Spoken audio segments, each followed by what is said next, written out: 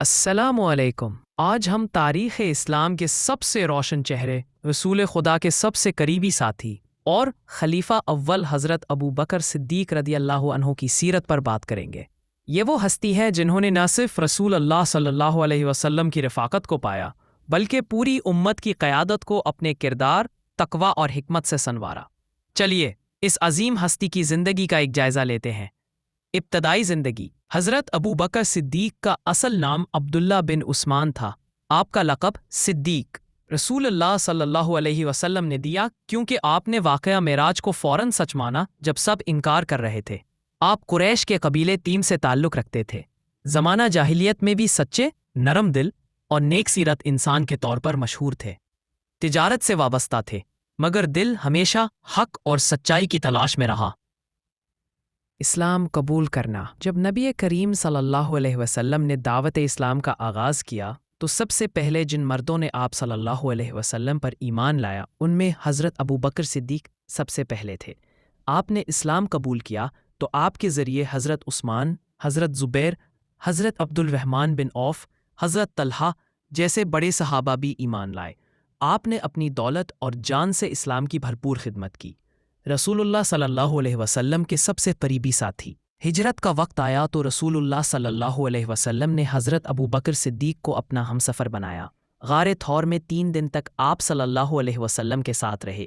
جب دشمن غار کے قریب پہنچے تو حضرت ابو بکر بے چین ہو گئے، لیکن رسول اللہ صلی اللہ علیہ وسلم نے فرمایا، لا تحزن ان اللہ معنا، یعنی غم نہ کرو، اللہ ہمارے ساتھ ہے۔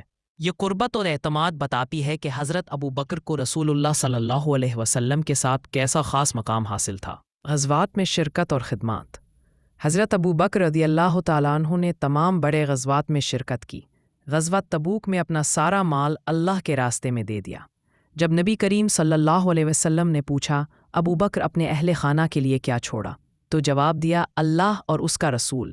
یہ ایمان کی وہ مثال ہے جو تاریخ میں ہمیشہ سنہری حروف میں یاد رکھی جائے گی۔ رسول اللہ کے وصال کے بعد امت میں فتنہ پیدا ہونے کا خدشہ تھا۔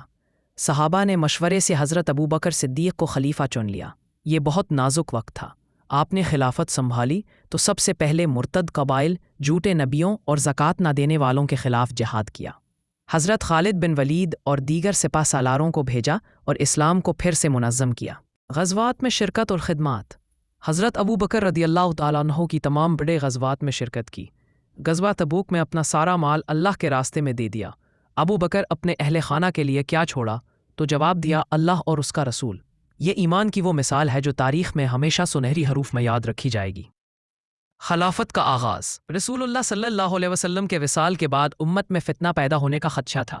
صحابہ نے مشورے سے حضرت ابو بکر صدیق کو خلیفہ چن لیا۔ یہ بہت نازک وقت تھا۔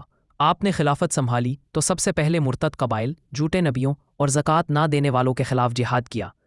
حضرت خالد بن ولید اور دیگر سپہ سالاروں کو بھیجا اور اسلام کو پھر سے منظم کیا۔ غار طور کا واقعہ۔ ہجرت کے وقت کا ایمان افروز لمحہ جب مکہ مکرمہ میں نبی کریم صلی اللہ علیہ کی جان کو خطرہ لاحق ہوا اور اللہ تعالیٰ نے مدینہ منورہ کی طرف ہجرت کا حکم دیا تو رسول اللہ صلی اللہ علیہ کے عظمت اور وفاداری کھل کر ظاہر ہوئی۔ یہ وہ مقام تھا جہاں حضرت ابو بکر کی عظمت اور وفاداری کھل کر ظاہر ہوئی۔ آپ صلی اللہ علیہ کے رات کے وقت خاموشی سے حضرت ابو بکر کے گھر پہنچے۔ حضرت ابو بکر کے پہلے سے تیار تھے۔ انہوں نے فرمایا، یا رسول اللہ، میری 2 اونٹنیاں تیار ہے، ایک آپ کے لیے ایک میرے لیے۔ اور اس کے بعد دونوں رات کی تاریکی میں روانہ ہوئے اور غار طور میں 3 دن چھپے رہے۔ جب دشمن قریش ان کا تعاقب کرتے ہوئے غار کے بالکل دہانے تک پہنچے تو حضرت ابو بکر بہت بے چین ہوئے اور کہنے لگے، یا رسول اللہ، اگر ان میں سے کوئی نیچے دیکھ لے تو ہمیں دیکھ لے گا۔ تب نبی کریم صلی اللہ علیہ کے الفاظ میں تسلی دی، لا تحزن ان اللہ معنا، یعنی غم نہ کرو، بے شک اللہ ہمارے ساتھ ہے۔ اللہ تعالیٰ نے ان کی حفاظت کے لیے غار کے من پر مکڑی کا جالا بنوا دیا اور ایک کبوتری نے وہاں انڈے دے دیے۔ دشمن سمجھے کہ اندر کوئی نہیں جا سکتا، یوں واپس لوٹ گئے۔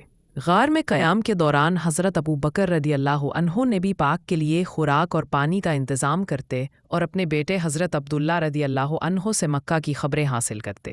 ان کی غلام حضرت عامر بن فہیرہ بکریاں چرا کر آتے تاکہ راستے کے نشانات مٹ جائیں۔ یہ واقعہ حضرت ابو بکر صدیق رضی اللہ عنہ کے مقام قربانی، محبت، اخلاص اور وفاداری کی سب سے بڑی مثال ہے۔ حضرت عمر سے اور حضرت ابو بکر صدیق کے درمیان کا واقعہ۔ ایک دن حضرت عمر بن خطاب رضی اللہ عنہ اور حضرت ابو بکر صدیق رضی اللہ عنہ کے درمیان کسی بات پر اختلاف ہو گیا۔ حضرت عمر نے اس بات پر کچھ سخت الفاظ کہہ دیے، لیکن فوراً ہی انہیں اپنی غلطی کا احساس ہوا۔ حضرت عمر فوراً حضرت ابو بکر کے پاس گئے اور معافی مانگنا چاہی، لیکن حضرت ابو بکر نے اس وقت معاف نہ کیا، شاید ناراضی کی شدت کی وجہ سے حضرت عمر کو اس پر مزید شرمندگی ہوئی۔ وہ فوراً نبی کریم صلی اللہ علیہ وسلم کی خدمت میں حاضر ہوئے اور سارا واقعہ بیان کر دیا۔ ادھر حضرت ابو بکر کو بھی فوراً اپنی ناراضی پر افسوس ہوا اور وہ بھی دوڑتے ہوئے رسول اللہ صلی اللہ علیہ وسلم کی خدمت میں حاضر ہوئے تاکہ صلح کر لیں۔ جیسے ہی حضرت ابو بکر وہاں پہنچے، نبی کریم صلی اللہ علیہ وسلم کا چہرہ مبارک قدر ناراض نظر آ رہا تھا۔ آپ صلی اللہ علیہ وسلم نے حضرت عمر سے فرمایا، جب اللہ نے تم سب سے کہا کہ ایمان لاؤ تو تم نے انکار کیا، لیکن ابو بکر وہ شخص ہے جس نے فوراً میری تصدیق کی، تو میرے ساتھی کو اذیت مت دو۔ یہ سن کر حضرت عمر رضی اللہ عنہ خاموش ہو گئے۔